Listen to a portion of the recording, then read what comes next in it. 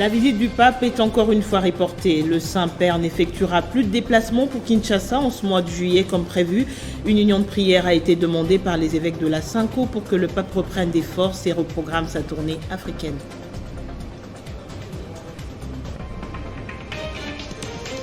Le couple royal belge poursuit alors son périple en RDC. Arrivé dans la mi-journée de ce vendredi à Lubumbashi, le roi Philippe et la reine Mathilde ont visité l'école belge et l'université de Lubumbashi.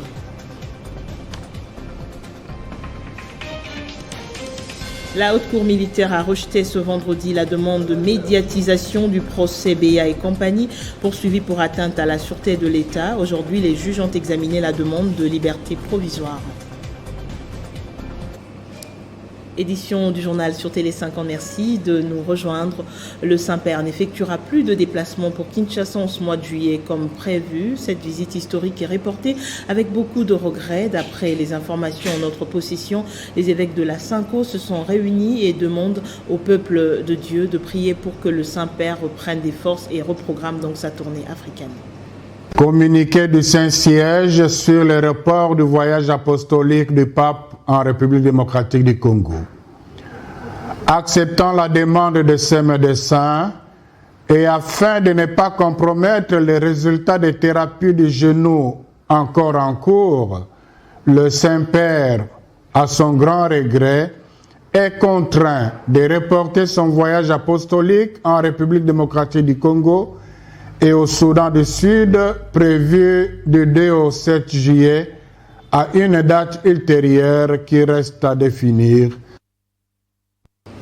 Le couple royal belge est arrivé dans la mi-journée de ce vendredi à Lubumbashi, à l'aéroport international de la Loano. Le roi Philippe et la reine Mathilde ont été accueillis par le Premier ministre Sama Lukonde et le gouverneur Jacques Kabula Katoué. L'agenda du souverain belge prévoyait notamment la visite de l'école belge et l'adresse aux étudiants de l'université de Lubumbashi. C'est à 11h locales que l'avion transportant le couple royal belge a effectué son atterrissage à l'aéroport international de la Loano. Le roi Philippe et la reine Mathilde foulent pour leur première fois le sol de la capitale du cuivre, qui a une grande histoire commune avec la Belgique. Le souverain belge et son épouse sont reçus au pied de l'avion par le couple Lydia et Jacques Kabula Katoué, gouverneur du Haut-Katanga. Le roi Philippe et la reine Mathilde vont saluer le couple du Premier ministre Jean-Michel Sama Lukonde Kenge, avant de faire le tour de la haie d'honneur pour saluer également le maire intérimaire de Lubumbashi, les membres du Conseil provincial de sécurité, le ministre national de la communication, les membres du bureau de l'Assemblée provinciale, les ministres provinciaux et plusieurs autres officiels. Le couple royal va durant quelques minutes s'entretenir avec le Premier ministre au salon présidentiel de l'aéroport de la Loano avant de prendre le chemin de sa résidence temporaire. Tout au long des artères de Lubumbashi, plusieurs louchois amassés ont salué le couple royal avec des chants et des cris de joie. Le séjour du couple royal belge à Lubumbashi est de 3 jours et prévoit plusieurs activités. Bien avant le Haut-Katanga à Kinshasa, les états-majors des partis politiques ont mobilisé leurs militants pour un accueil chaleureux du couple royal belge en RDC. Le PALU, parti cinquantenaire, a également démontré la force de ses différentes bases à Kinshasa. C'est une mobilisation de troupes réussie. Des milliers de militants du parti Lumumbiste Unifié se sont massés tout au long du parcours du cortège royal sous un soleil de plomb pour souhaiter la bienvenue au roi Philippe et à la reine Mathilde.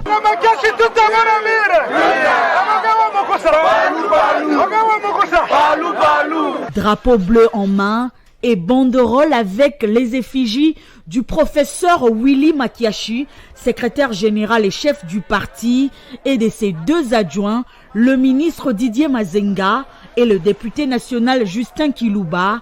Ces militants du PALU ont prouvé à suffisance combien cette formation politique est attachée à la vision du chef de l'État Félix Tshisekedi, qui tient à une bonne coopération entre la RDC et la Belgique.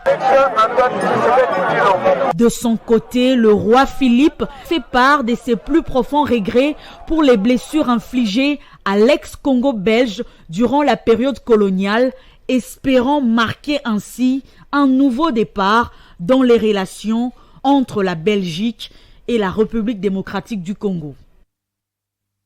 L'actualité, c'est aussi cet accord entre la RDC et la Zambie portant facilitation des transactions commerciales à leurs frontières communes.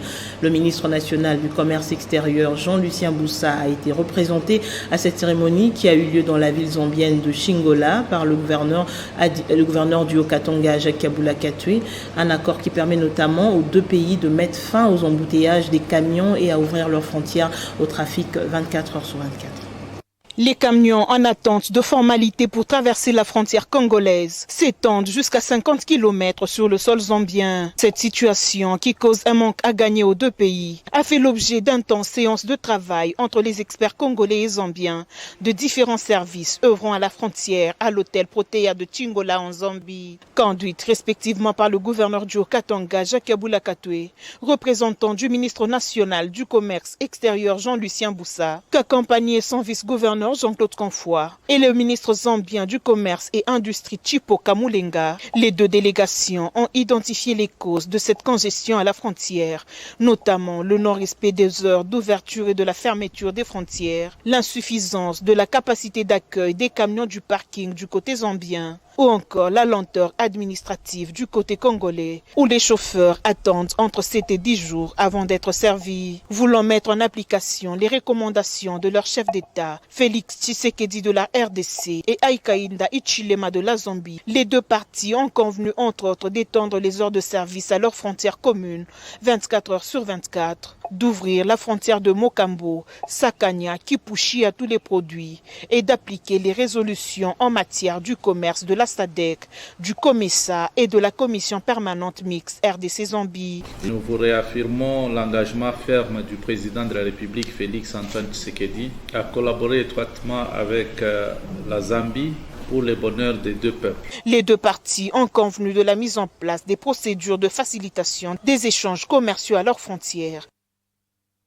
Dans le même ordre d'idées, stimuler le commerce et les investissements entre la RDC et l'Ouganda cette fois-ci a été le thème au centre d'un forum économique organisé du 30 mai au 3 juin 2022 à Kinshasa par l'Agence nationale de promotion des exportations, ANAPEX, présidée par le ministre du Commerce extérieur Jean-Lucien Boussa. Ces assises ont donné lieu au raffermissement des stratégies dans le cadre des échanges commerciaux entre les deux pays. Cette deuxième édition du Forum économique entre l'Ouganda et la République démocratique du Congo, laquelle a réuni au fleuve Congo Hotel les experts des deux pays, s'est penchée sur l'opportunité des marchés pratiques pour stimuler le commerce entre les deux États. Une occasion pour le directeur général de l'Agence nationale de promotion des exportations, ANAPEX, de féliciter la tendance déjà croissante de ces échanges. Le récent statistique enseigne que les échanges commerciaux entre les deux pays connaissent une tendance croissante année après année. Nos échanges transfrontaliers concernent aussi bien des secteurs de mines que ceux des produits agricoles, agrotransformés et manufacturés. Mike Tambwe Lubemba a en outre formulé des recommandations appropriées en vue de les intensifier. Plusieurs défis sont à relever en ce qui concerne la formalisation des échanges frontaliers entre la RDC et la République du Ouganda, en vue d'en assurer la traçabilité aussi bien en termes de volume de production que de la valeur des marchandises exportées. La formulation et la traçabilité de nos échanges par des technologies accessibles telles que le code barre permettront de nourrir des statistiques de façon plus fiable et de générer des gains économiques conséquents en faveur de nos deux pays. À l'issue de ce forum économique, les deux parties ont pris l'engagement de promouvoir la culture de la paix sur fond d'une émergence ouverte sur les industries actives. La Haute Cour militaire a rejeté ce vendredi, je l'annonçais dans le sommaire, la demande de médiatisation du procès Beya et compagnie poursuivi pour atteinte à la sûreté de l'État. Elle a exigé à chaque média de la saisir pour ce faire.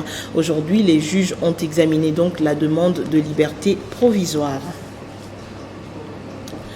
La 5e édition de la matinée Géosciences s'est clôturée jeudi au Fleuve Congo Hotel. Pendant 3 jours, les hommes de science ont réfléchi autour des hydrocarbures, des ressources minérales, hydrauliques et énergétiques. Le directeur général de Mashwait Compagnie, Mamechi ou Joseph, a profité de l'occasion pour inviter le gouvernement à combattre le déficit énergétique. C'est une matinée géosciences organisée par Mashwait Compagnie à l'occasion de sa 5e édition. Plusieurs thématiques ont dominé les échanges entre les géologues à Fleuve Congo Hotel, notamment les ressources minérales, les hydrocarbures et des ressources hydrauliques et électricité. Cette matinée géosciences avait pour objectif d'élaborer des stratégies sur l'exploitation des minerais et pour l'intérêt général du peuple congolais. Nous devons savoir que dans chaque pays industrialisé, l'Europe comme les États-Unis, il existe des minéraux qu'on appelle les minéraux critiques. Alors, chacun de nous a un minerai critique. Celui qui sait qu'il a un minerai critique, il est obligé d'aller chercher des sources d'approvisionnement ailleurs. Et si vous n'êtes pas fort, ils entrent chez vous. Donc nous avons démontré clairement que si nous ne formulons pas une stratégie pour le développement du secteur minier dans notre pays, évidemment, les minéraux stratégiques ou les minéraux qui sont considérés comme critiques chez les puissants, ils viendront le chercher. Vraiment, la première recommandation qu'on fait à l'État, il faudra qu'on essaye de voir comment nous comporter vis-à-vis de tous ces prédateurs. Et si vous voulez avoir un puits d'eau dans votre quartier, essayez d'aller dans la zone aquifère et qui est au-delà de 50-60 mètres de profondeur. Le ministère des Ressources hydrauliques et électricité doit vraiment ouvrir les yeux sur les forages d'eau, doit tout faire pour que les déficits énergétiques dans les zones minières connaissent pas un début de solution, une solution définitive. Plusieurs recommandations ont été faites à l'issue de cette matinée géosciences, notamment la lutte contre les déficits énergétiques. Remise et reprise au secrétariat général des mines entre Jacques Ramazani, secrétaire général entrant, et le sortant Brolek Mboma, en présence du directeur de cabinet de la ministre des Mines. Le nouveau secrétaire des Mines promet d'améliorer le rendement durant l'exercice du pouvoir qui lui est assigné. C'est une nouvelle page qui s'ouvre dans l'administration des mines avec l'installation officielle du nouveau secrétaire général Jacques Ramazani. Nommé à la tête du secrétariat général au ministère des Mines par ordonnance présidentielle, un acte qui met fin à l'intérim du secrétaire général Brelok Mboma. Cette cérémonie de remise-reprise s'est déroulée sous la supervision du directeur des cabinets de la ministre des Mines. Jacques Ramazani est bénéficiaire d'une formation de l'École nationale de l'administration avant de prendre les bâtons de commandement de cette institution. Dans sa première allocution aux agents du ministère, le nouveau secrétaire général compte poursuivre les programmes d'assainissement et de rationalisation des effectifs au sein de l'administration, programme décidé par les gouvernements de la République. Pour moi, c'est un jour de joie, c'est un jour aussi de responsabilité. Je sais que les attaques sont je suis conscient de ça. Et je sais que nous avons des défis, beaucoup de défis à relever, des défis matériels, des défis personnels. Vous voyez, il y a aussi des défis financiers. Il y a un nouveau corps qui a été communiqué. Le chef de l'État tient à ce qu'il y ait amélioration, tient à ce qu'il puisse tenir compte de la population, qu'on puisse améliorer cette population. L'actuel patron des mines place son mandat dans la vision du chef de l'État qui veut voir le peuple congolais bénéficier des minerais du pays et réitère son engagement d'assurer le bon fonctionnement de cette administration. Clôture ce vendredi de l'atelier de formation du personnel féminin de l'inspection générale de la police. Ces assises visaient notamment l'amélioration des connaissances des policières sur la fonction d'audit et de contrôle interne.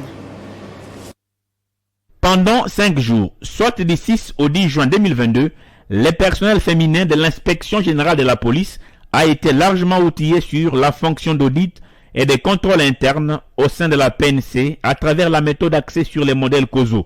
Un atelier de renforcement des capacités organisé par l'inspection générale de la police avec l'appui de J. Consulte Maille.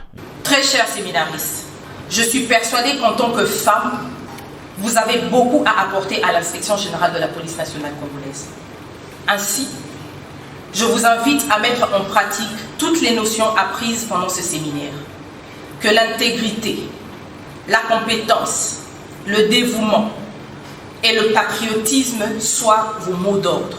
L'inspecteur général de la PNC, Raoult Chaloué, s'est félicité du bon déroulement de cette formation qui, encore une fois, vient valoriser les femmes policières amplement engagées au service de la nation.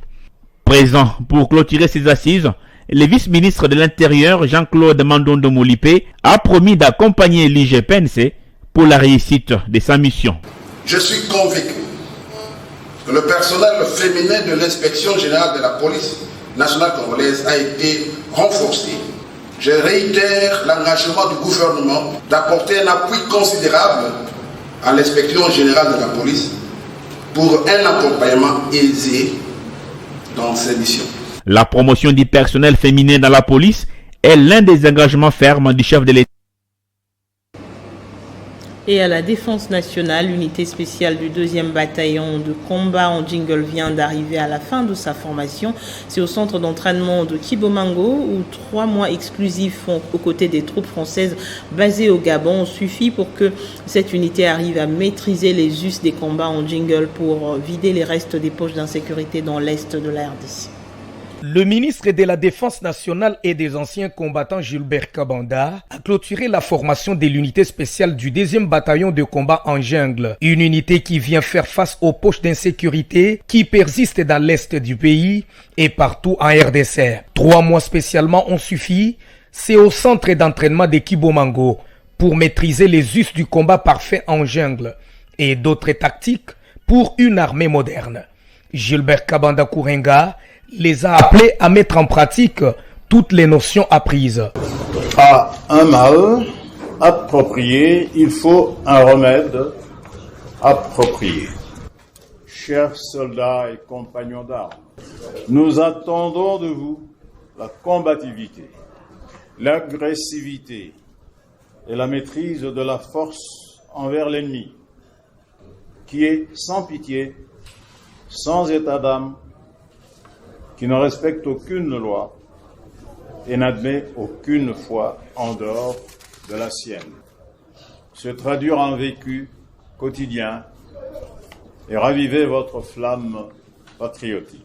François-Xavier Mabin, c'est le commandant des troupes basées au Gabon qui a salué la spécialité de cette formation de l'unité spéciale. De formation, je peux attester. La démonstration du combat, corps à corps, les tirs et la technique au sauvetage, ce sont les 3 temps forts qui ont marqué l'événement. Remise de Fagnon, la nouvelle unité a défilé devant l'autorité des tutelles. La Fondation Henriette Ouamou et l'Église de Jésus-Christ des Saints des Derniers Jours mettent les bouchées doubles pour réhabiliter l'Institut technique social de Ngiringiri. Créé en 1957, cet établissement scolaire n'a jamais été rénové et 65 ans après, l'école se trouve dans un état de délabrement très avancé. C'est dans des conditions de précarité et de promiscuité que les élèves de l'Institut technique de Ngiringiri suivent les cours.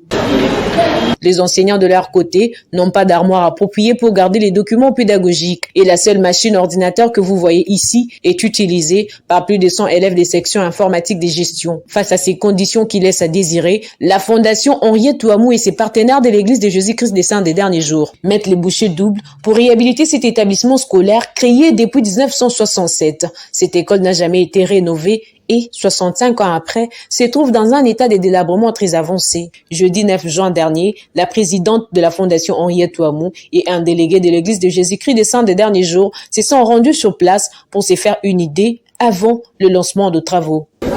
J'ai vu les conditions dans lesquelles vous êtes en train d'étudier. Ce sont des conditions qui sont très difficiles. En tout cas, pas faciles pour les enseignants et aussi pour les élèves. Il faut beaucoup prier pour que le partenaire que j'ai à côté de moi puisse aller jusqu'au bout dans ces démarches et que demain, l'école puisse revêtir une peau neuve. L'Église de Jésus-Christ des Saints des derniers jours qui va disponibiliser des moyens conséquents pour mettre les élèves dans de bonnes conditions justifie son action. Nous sommes là pour aider surtout le gouvernement et aussi aider les enfants de Dieu qui sont dans nos communautés pour que nous puissions réaliser les travaux. Surtout c'est une école.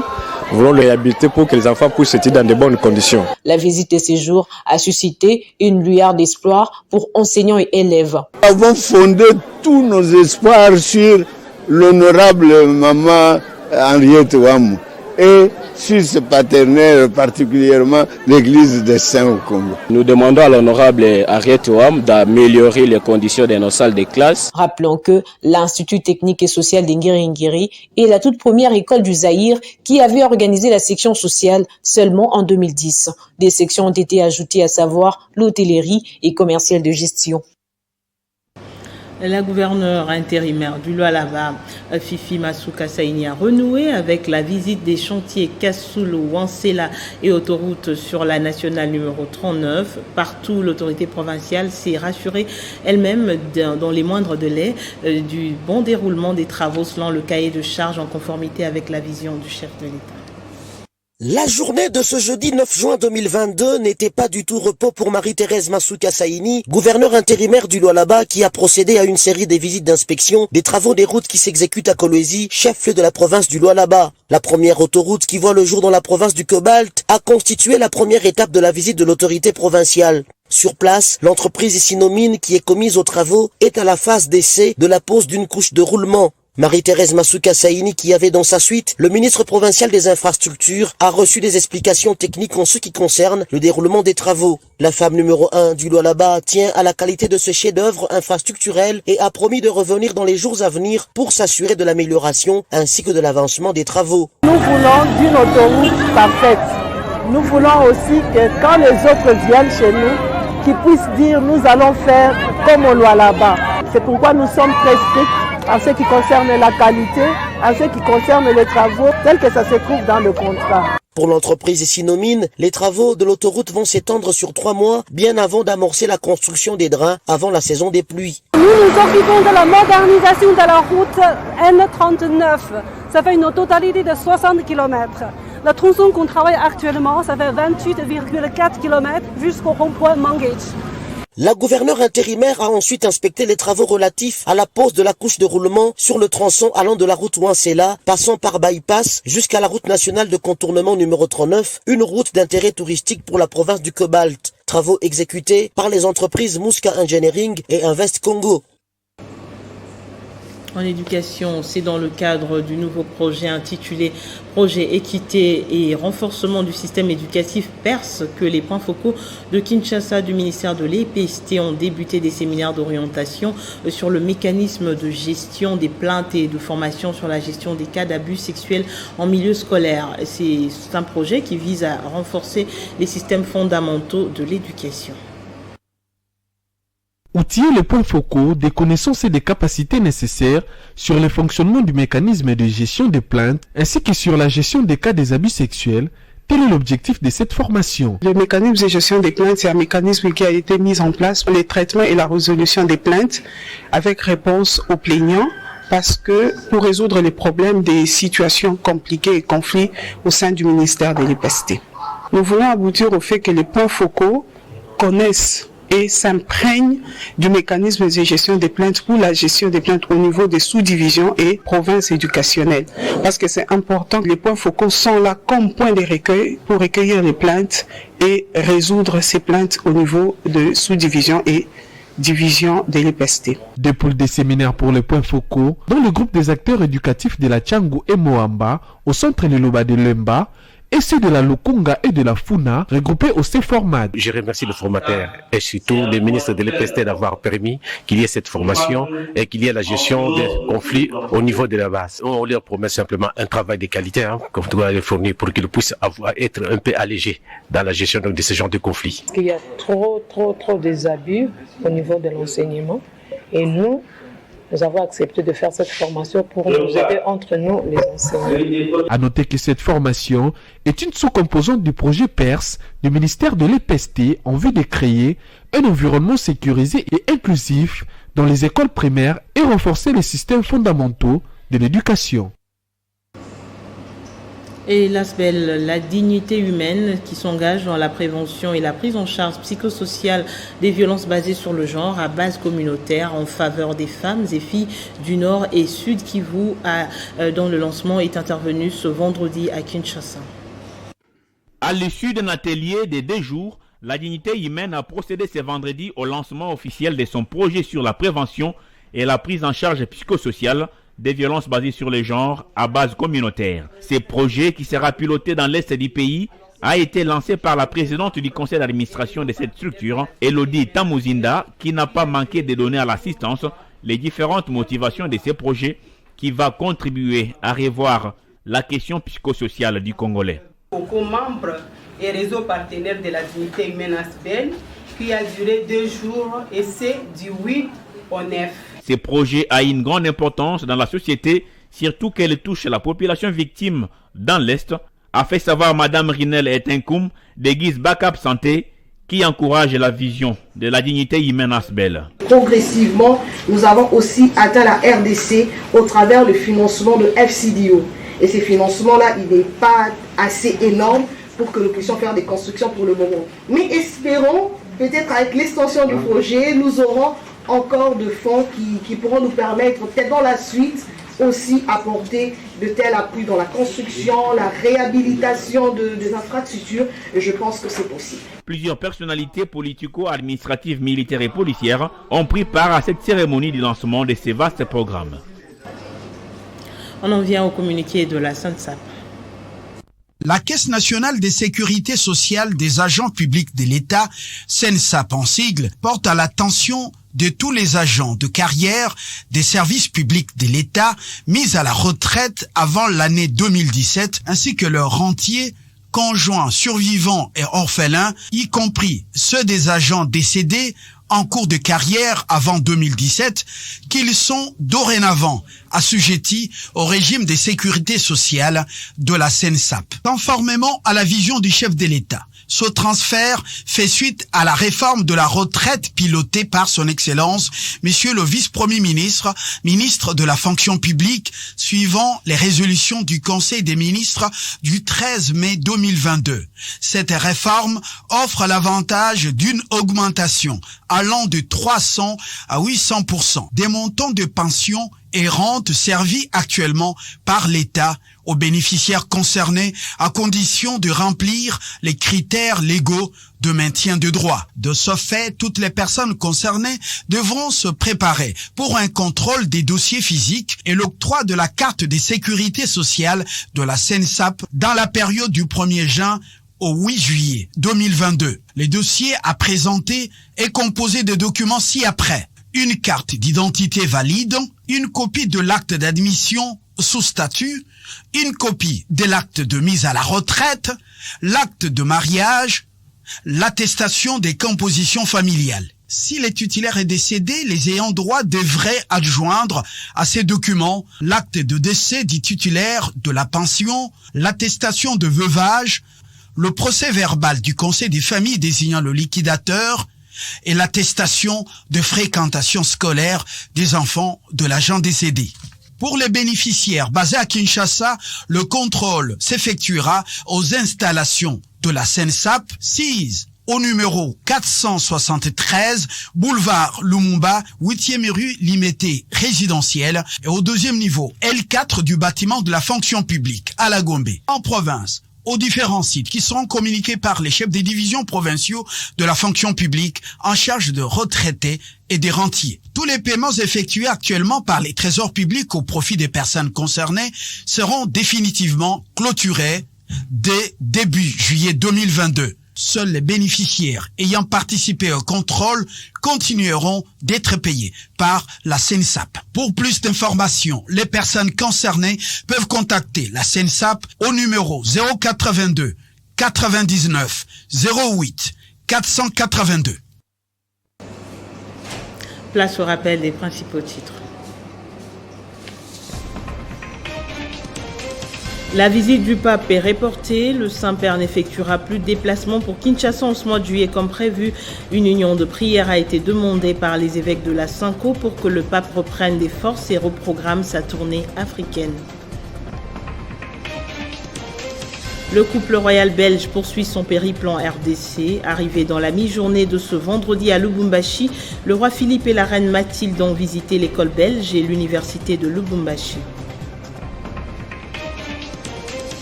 La Haute Cour militaire a rejeté ce vendredi la demande de médiatisation du procès Beya et compagnie, poursuivi pour atteinte à la sûreté de l'État. Aujourd'hui, les juges ont examiné la demande de liberté provisoire.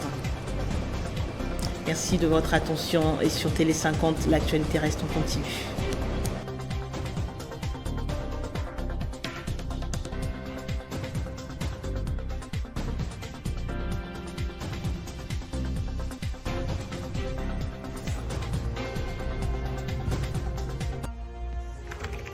L'actualité reste en continu.